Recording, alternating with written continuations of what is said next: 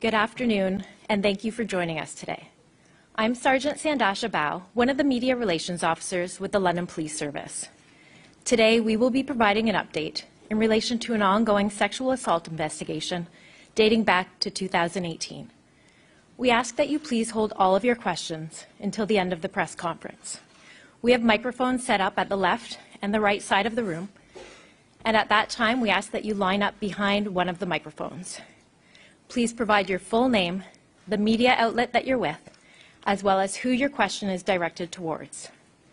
You'll be provided the opportunity to ask one follow-up question if needed. If you have any additional questions to ask, we ask that you please fall in behind the line, and should time permit, you may have the opportunity to ask another question. We'll commence today's press conference with Chief Tai Trung of the London Police Service. Chief.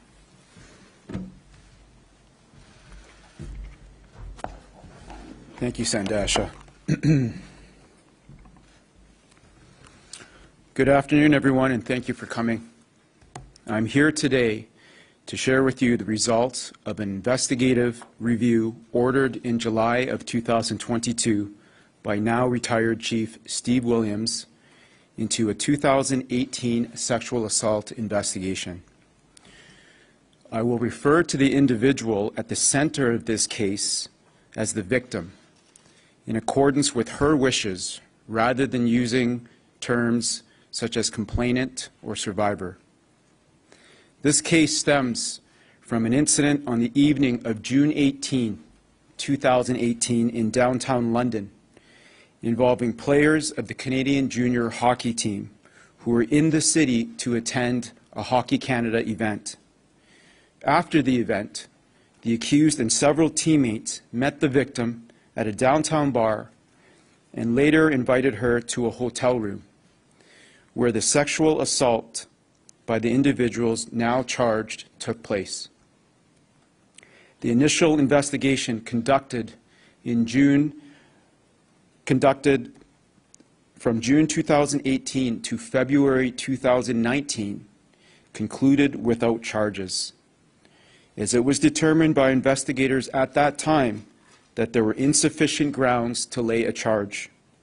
This decision led to the case being closed. A comprehensive review was initiated over 3 years later, on July 20th, 2022. This review involved re-examining initial investigative steps, gathering additional evidence, and obtaining new information. As a result, we have found sufficient grounds to charge 5 adult males with sexual assault. Those charged are as follows: Michael McLeod, age 26, of Mississauga, Ontario, 2 counts of sexual assault. Alexander Formanton, age 24, of Barrie, Ontario, 1 count of sexual assault. Carter Hart, age 25, of Cherry Hill, New Jersey, 1 count of sexual assault. Callan Foote, age 25, of Denver, Colorado, 1 count of sexual assault. Dylan Dubé, age 25, of Calgary, Alberta, 1 count of sexual assault. These individuals have surrendered to the London Police Service and were released on undertakings, with their first court appearance occurring this morning.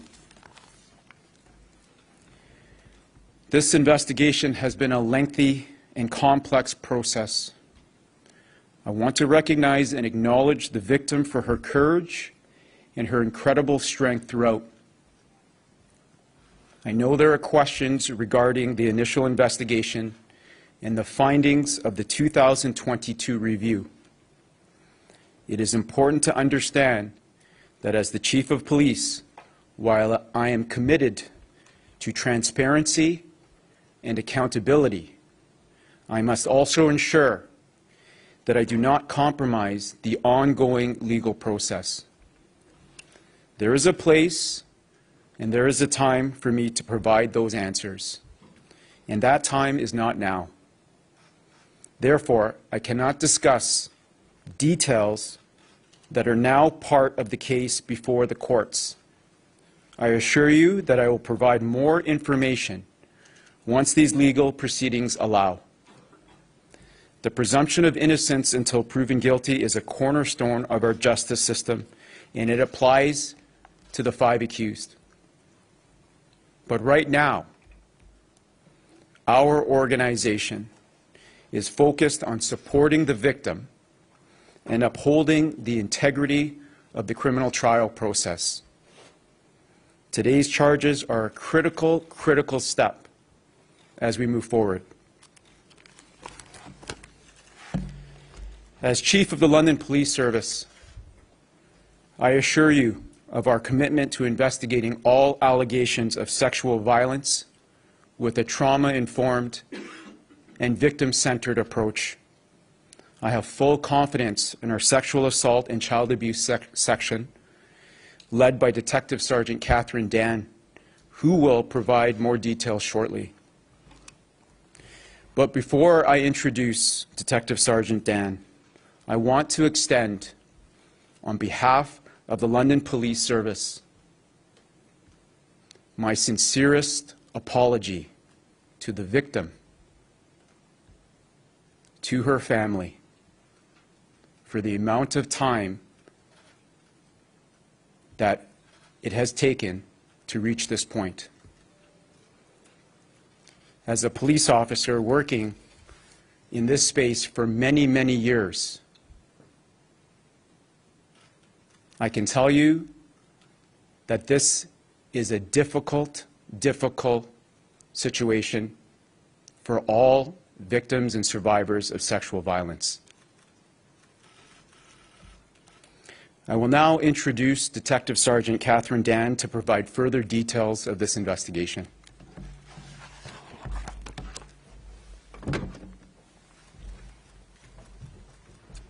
Thank you, Chief. Good afternoon. I'm here to provide some background on this incident, but caution that I am limited in what I can share as this matter is now before the courts. On June 18, 2018, the accused in this matter were in London to celebrate their gold medal win with their teammates at a Hockey Canada event. When the event was over, members of the team continued the celebration and some attended Jack's, a bar in downtown London. This is where they met the victim. In the early morning hours of June 19, 2018, the victim attended the Delta London Armories Hotel with one of the accused.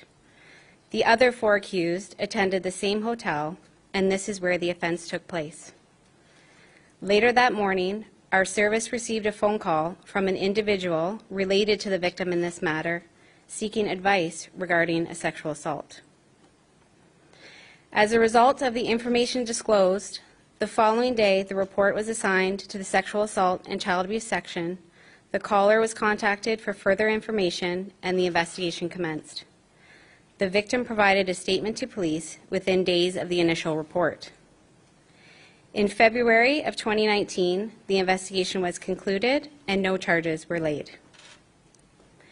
In July of 2022, our service elected to review the 2018 investigation and asked me to lead the review. Having been assigned to the Sexual Assault and Child Abuse section in September of 2020, I had not been involved in the original investigation and had no knowledge of it. Upon review of the occurrence, it was determined that there were additional steps that could be taken to advance the investigation. As a result, the investigation was reopened and a team of investigators were assigned. I would like to make it clear that the victim in this matter has fully participated in this investigation from the time it was initially reported to police until today. When the case was reopened in 2022, our team explored investigative opportunities in addition to the 2018 investigation. Those leads were followed, additional witnesses were spoken to, and we collected more evidence. I can confirm that some of this evidence was not available when the investigation concluded in 2019.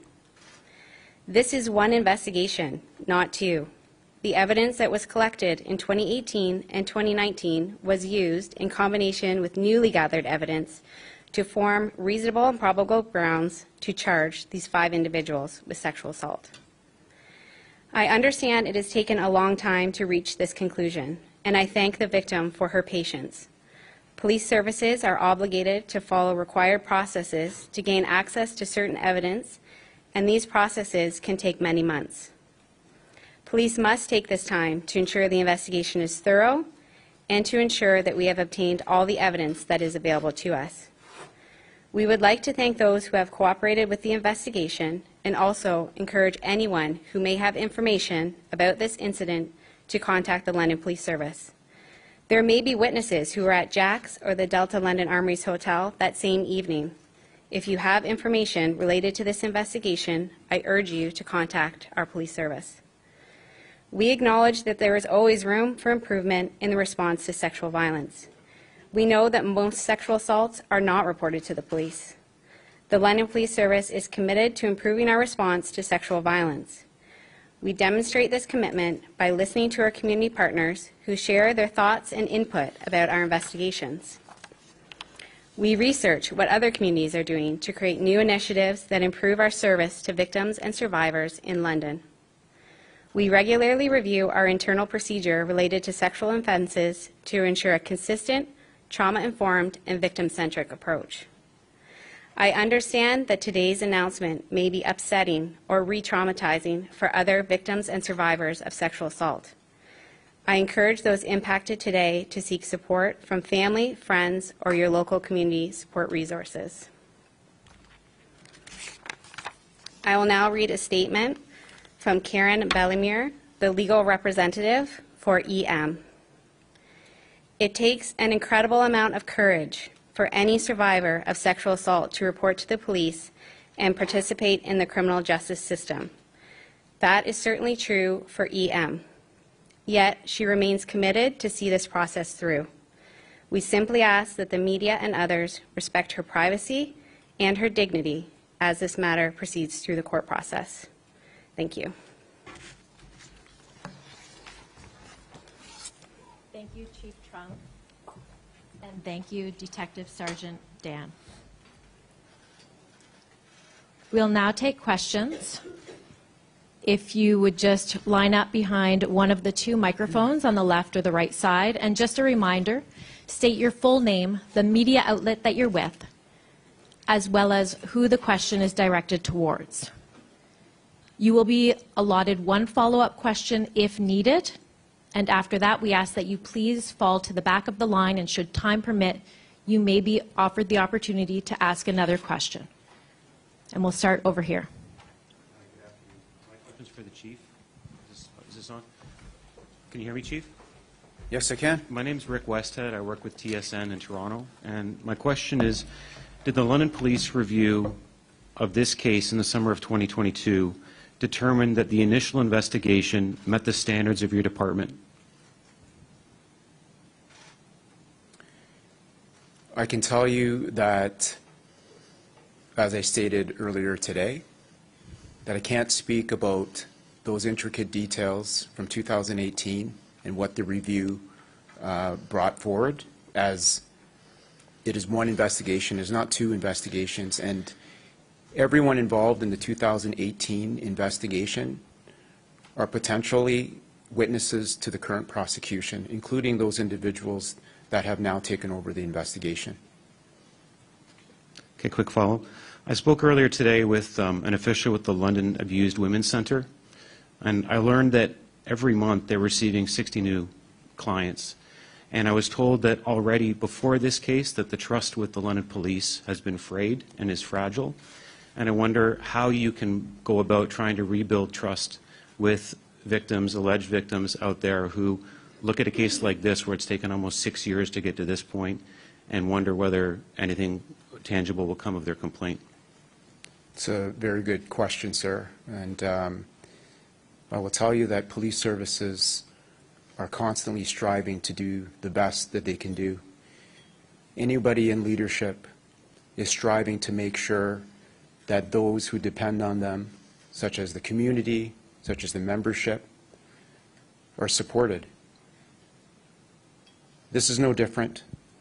We as a police service are doing our best.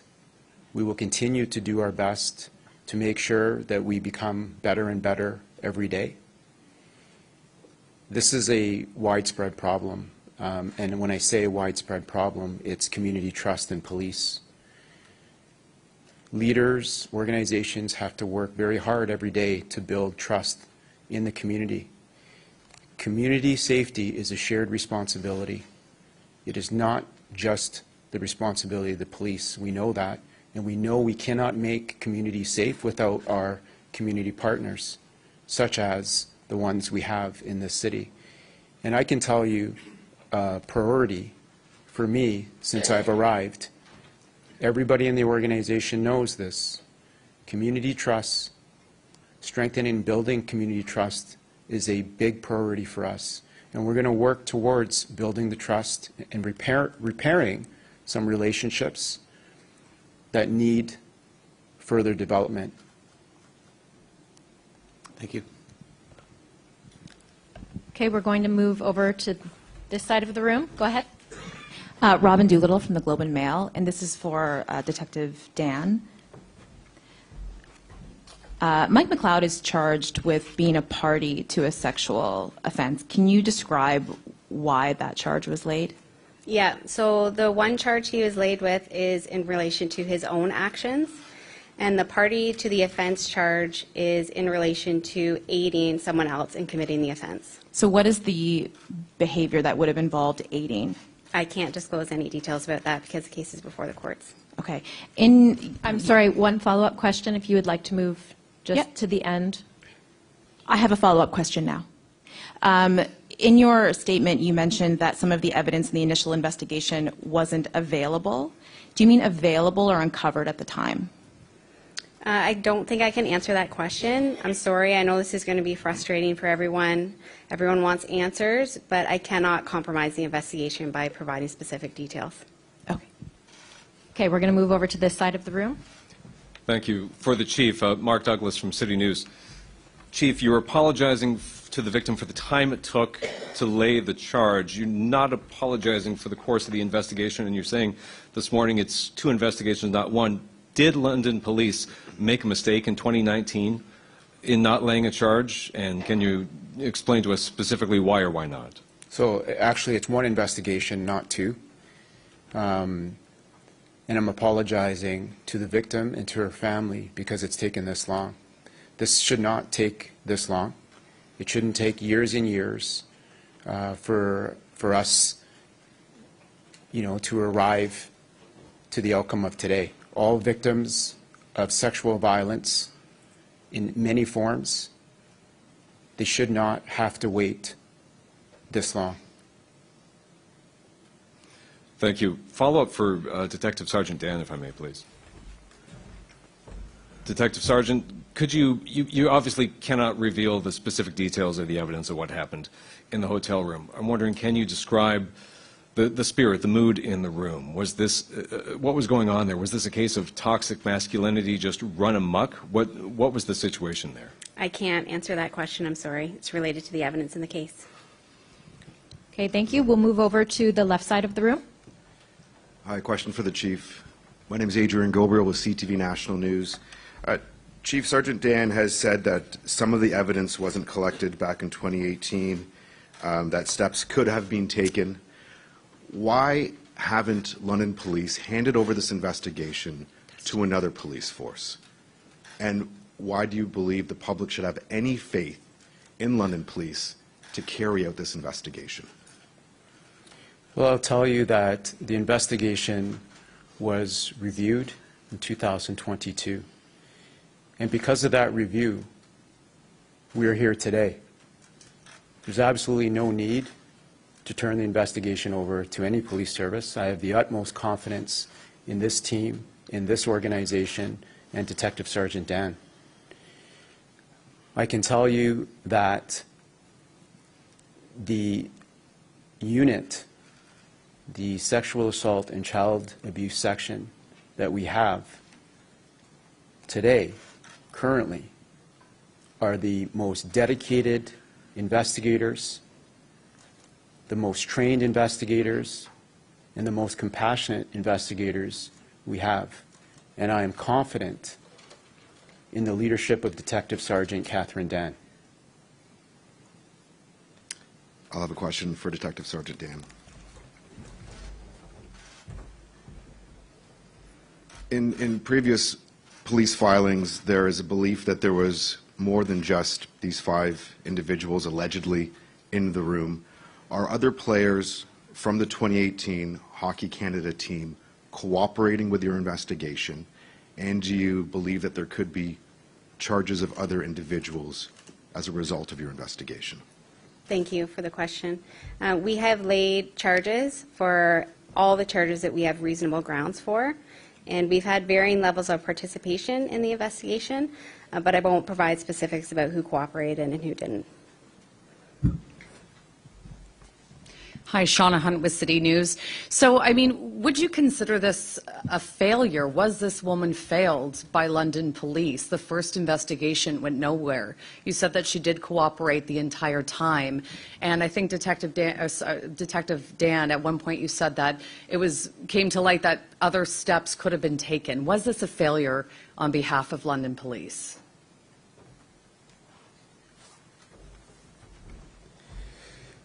I can confirm with you that the victim in this case was fully cooperative from the start. And I will also tell you that, again, these questions, you are rightfully asking these questions. But for me to answer any of these details will truly compromise the ongoing prosecution. It is one investigation. So I appreciate that these are questions that you want to know, and I think you deserve to know. But right now, I can't answer that. I will answer that at the appropriate time, though. Okay, just a quick follow-up. What is it that triggered a review of this case? Once it was closed, why in 2022 was there a decision made to review it? Was it public pressure from the Hockey Canada civil suit? Was it new evidence that came to light? So I can tell you that I was not the chief at that time. Chief Steve Williams, now retired, was the chief, and he made the right decision to order a review. It was a decision that I fully support. I have not spoken to him directly as to why he ordered it, but it is my understanding that information came to light as a result of the community, and part of what we do is listen to the community. And we'll move over to this side over here. Hi, question for the Detective Sergeant. Jamie Strachan with CBC. Detective Sergeant, as a fresh set of eyes brought in to review this, what went wrong with that initial investigation, and can you outline some of the additional steps that you alluded to that should have been taken? Again, as the chief already mentioned, this is one investigation. We cannot provide details about the 2018 investigation because it may compromise our case that's currently before the courts. Question for the chief. Chief, obviously the London police have faced a lot of criticism about how they've handled this, and there's obviously a tremendous amount of interest here because of the accused. Do you think your police force would have handled this case any differently had it not been 5 hockey players celebrating a gold medal? You know, again, I can't speak to that, those details that you're asking for. What I can tell you is that we are moving forward as a police service, just like all police services, to try and make sure that we investigate sexual violence better and better each and every day. And I can tell you that our commitment remains strong and will continue every day. We will strive to be better and better, and we should.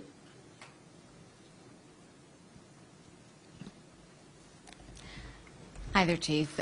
This question is for you. You have said that the apology was made in large part because of the length of time that it took in order for these charges to be laid, but also that the victim was fully cooperative right from the start. So right now, there is certainly an ask for clarity. So why did it take this long? Yeah, again, and I appreciate that question. I really do. But I have to tell you, I cannot answer why. Why it took so long will form part of the proceedings. It's completely inappropriate for me to talk about those details at this time. I wish I could tell you, but it's inappropriate for me to tell you at this time. There will be a time where I'll be able to speak about the matter, but I cannot jeopardize the ongoing case. You've also said that it's important to reestablish connections within the community, to regain trust. To that end, what are you doing? Yeah. I'll answer that question for you. As you know, we are constantly working with our Violence Against Women Advocate Case Review Program. So they come into the police station, they review cases where we don't lay charges, they provide their thoughts and input about our investigations, and we listen to them.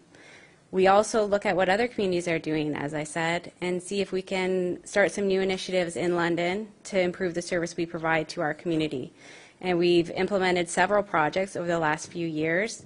One being the Victim Support Initiative, which is a process we have in place to make sure victims are fully informed about the investigative process at the start of the investigation, and also that they're connected with support right away when they want to report to police.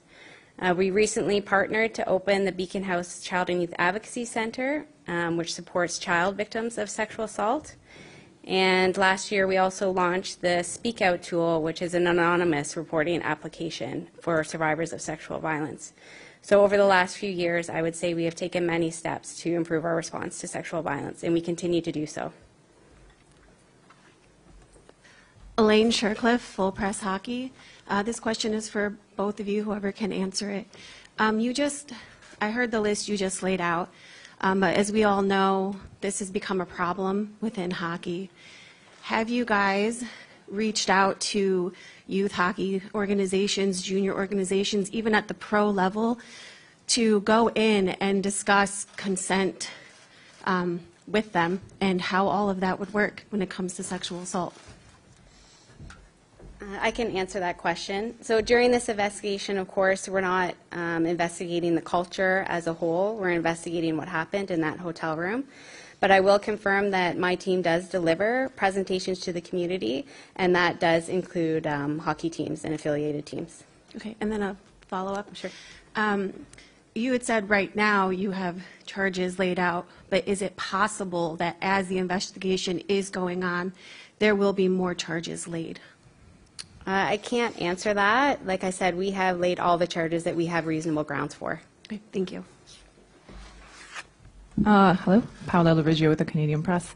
This is for whoever wants to answer. So I'm hoping for a clarification, was the new evidence that came up after 2022 the deciding factor in laying the charges, or was that something that was available with the evidence that was there in 2018? Again, I'm sorry, we can't answer any questions about the evidence that we collected, and providing any specifics about that, I fear, would jeopardize the case. Then can you speak to the period of time that was given to the accused to turn themselves in, and whether you have any concerns that that might lead to a perception of preferential treatment?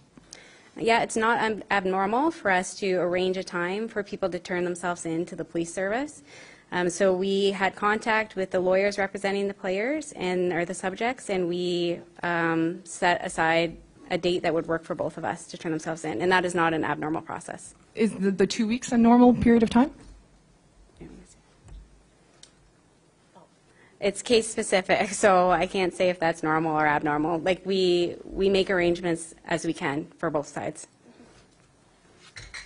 Catherine Brulotte de Radio-Canada. My question is for... Before you ask, I just want to address two questions that have been asked, and they're, about what we're doing and how the police plan to move forward. I will take this minute to share with you that what we're looking at is not, for us, Hockey Canada, this is an investigation where there's a victim of sexual assault. So there's a widespread prevalence of violence towards women worldwide. And one contributing factor and one complex thing that we need to address is us as a society and community, because the sexualization of young women and girls in today's society is contributing to the violence against women.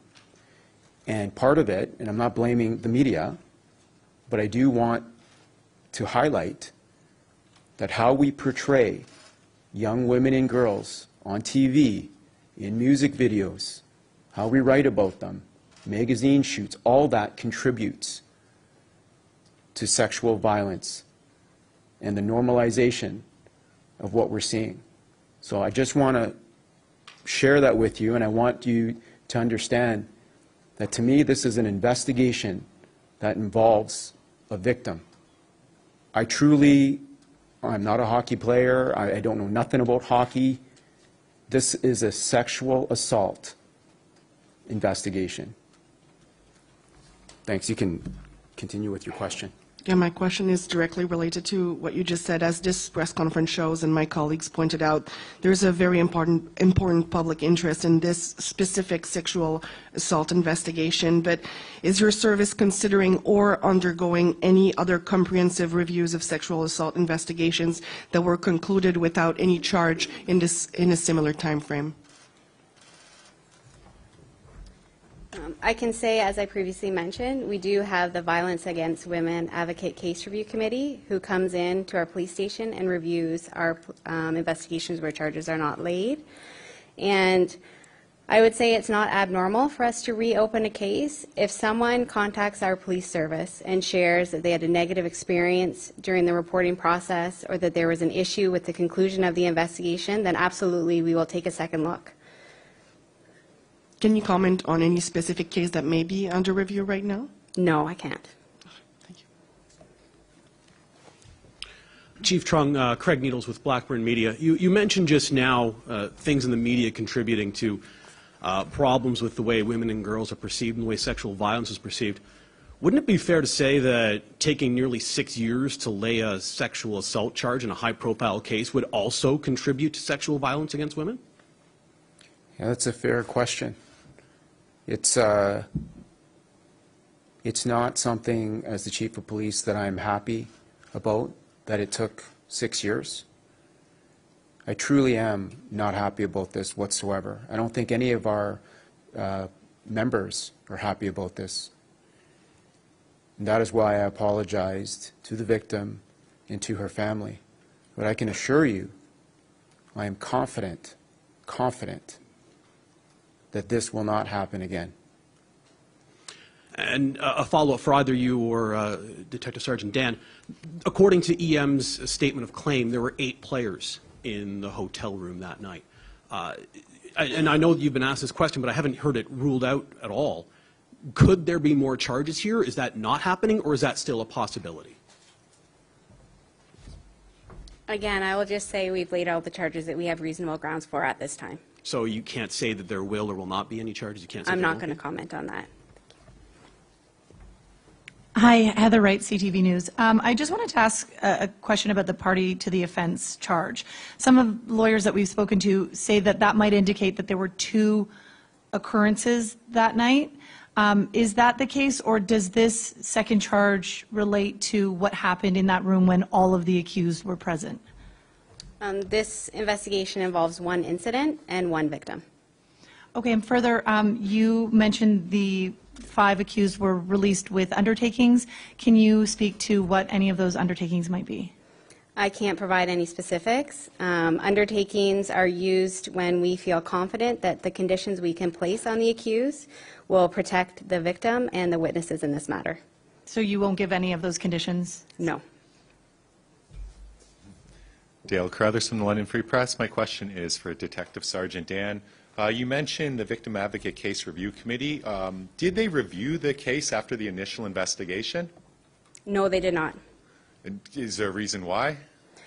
I believe the chief is going to follow up with that conversation. I know that is a question that people have, if the case review committee is going to have access to the 2018 investigation. Unfortunately, now that that investigation is before the courts, they are unable to look at it, but I believe the option is going to be available to them when the case concludes in court. But sorry, Sandasha, for the original investigation, though, did they look at that after it was closed without charges? No, they did not. Okay, thank you. This question is for the Chief, Omar Seshina from CTV. Chief, I've heard you underscore several times during this news conference that you don't want to compromise the court case. You've directly apologized to the victim and the victim's family. But in a more general sense, given how much attention there is on this case, the question has been asked, and it will be asked continually, in a general sense, can you tell us today who bears the responsibility for that delay? Listen, that's a great question, and it's a question that everybody wants to know. And right now, I cannot answer that question. It will truly compromise the current process. And like I said, there's a time and there's a place. I am a chief that holds accountability and transparency as one of the most important values that I have. That time is not right now. I cannot share details of what you want answered right now. You've talked about wanting to move forward. Part of moving forward includes a certain amount of self-reflection. And I'm wondering, as the leader of your police service, what do you wish your police service could have done differently in this case? Well, again, I'm going to be, you know, I can't speak about the past, but what I can speak about is the future. And what I can tell you is that I'm very confident in Detective Sergeant Catherine Dan and our membership, truly confident. I'm also very optimistic about working closer with the community, working with our partners. And training is a big piece of it, making sure our officers have the training, have the current training, and we really integrate working with our community. So there's nothing you could have done differently? I can't answer those questions about the 2018 initial investigation. We have time. Yeah. We have time for 2 more questions. Okay, so I'll go over here next. Yeah, thank you very much. Ian Mendes with The Athletic, and I assume maybe this is the question for the Chief. I know you can't answer a lot of questions specifically, but maybe even broadly speaking, could you give us some context? How often or how normal is it for a case to be, I guess, essentially closed and then reopened? You know, from a general perspective, if you're talking about criminal offenses, it's not uncommon for investigations to be closed pending further information or evidence that arises. That's not uncommon. And my other question would be, in December of 2017, the London Police Department said that they would adopt the Philadelphia model moving forward to handling sexual assault cases. I'm just wondering if you can confirm that the Philadelphia model was used at any point during this investigation. So the Philadelphia model relates to the Violence Against Women Advocate Case Review Program. So yes, we did implement that, but as previously asked, the Case Review Committee did not review this case in 2019. Thank you. Okay, and our last question over here. My question's for Detective Sergeant Dan. Beatrice Faisman, CP24. You said you took over in July 2022. That's still a year and a half ago, Detective Sergeant. What took so long? Why did it take a year and a half to bring forward these charges? Again, we can't provide specific details about what happened over the last year and a half or so, because that forms the evidence of the case. Chief, my next question is for you. The initial investigators that were part of this investigative team, are they still on this case? And if not, where are they assigned, in what capacity? Well, I can tell you they're not part of this investigative team as we speak. Chief, take more questions, please. There's a lot more questions that need answers. Okay. We'll take 3 more questions. For the Josh Clipper with the Canadian Press, for the Detective Sergeant, did police identify and interview the Uber driver who drove the alleged victim home the night of June 18th, 19th, 2018? Again, that is part of the evidence of the case, and I cannot comment on that. And with 2 other investigations with Hockey Canada and the NHL, what were the challenges? Were there challenges with so many investigations happening at the same time? Yes, I would say that did add complexity to the case, but I'm not going to go into further detail about it. Detective, I wondered if you could explain, you said that in 2019 that this case was not reviewed by the independent committee. Why wasn't it reviewed at that time? I can't provide an answer to that at this time. I wasn't in the chair I'm in back then, so I can't provide an answer. I wouldn't want to answer and give you inaccurate information. And the second question I had, I'm going to replace, because I just got a direct message from a woman who's watching this, who says that she came to London Police years ago with a complaint about sexual assault, and her complaint was found unfounded. In a situation like that, can someone come back and re-report?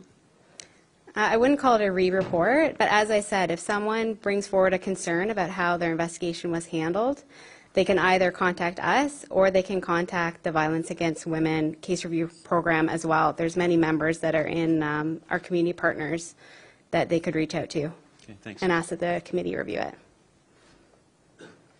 Hi, Émilie Goujon-Pelletier, Le Droit. My question is also about the committee, the Violence Against Women Advocate Case Review Committee. I understand that you can't comment as to why it wasn't submitted to this committee after the first investigation closed, but do you intend to look into why? Because I'm hearing that it's LPS that's supposed to make that decision to give every single case that hasn't had a charge.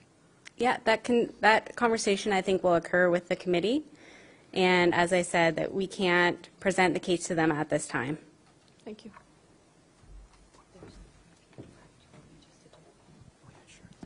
So the last three that are behind the microphones will take all of your questions. I'm just going to move over to this side first. Thank you. John Worrell with the Associated Press. This is for the chief. What is your level of concern? Because we know you can't speak to what happened in the 2018 investigation, but what is your level of concern that what happened with the 2018 investigation will come up in trial and perhaps further reflect poorly on the police service from that time? Well, I can answer that. I'm not concerned. Okay. As the investigation unfolds or the prosecution unfolds, these details that you're asking will come out. And as they come out, as the chief of this police service, I hold myself to account of anything that comes out of our investigations. So we have a responsibility to the community, we have a responsibility to victims, and that includes positive actions, negative actions. We hold ourselves to full account. Thank you. Hi, Calvi Leon with the Toronto Star. So we know that Hockey Canada settled a lawsuit just a few years ago, and that led to public outrage. Did you find that in your investigation you were learning new things in 2022 because Hockey Canada was more forthright? Again, I can't answer that question because the case is before the courts. Just a follow-up. Did you work with Hockey Canada or with NHL in their own investigations, or did you learn anything from those that may have factored in your investigation? I know everybody wants answers, but again, I cannot answer those questions. Okay, and our final question today. Costa Drosos, XFM News. Sergeant Dan, you mentioned that the LPS was in contact with the accused players' lawyers. Have you also been in contact with the NHL? And if so, what is the consensus at this point? I have not spoken to anyone from the NHL over the last several months. Interfere with the original investigation? The question period is now complete. We would like to thank everybody for coming out today. This concludes our press conference. Thank you.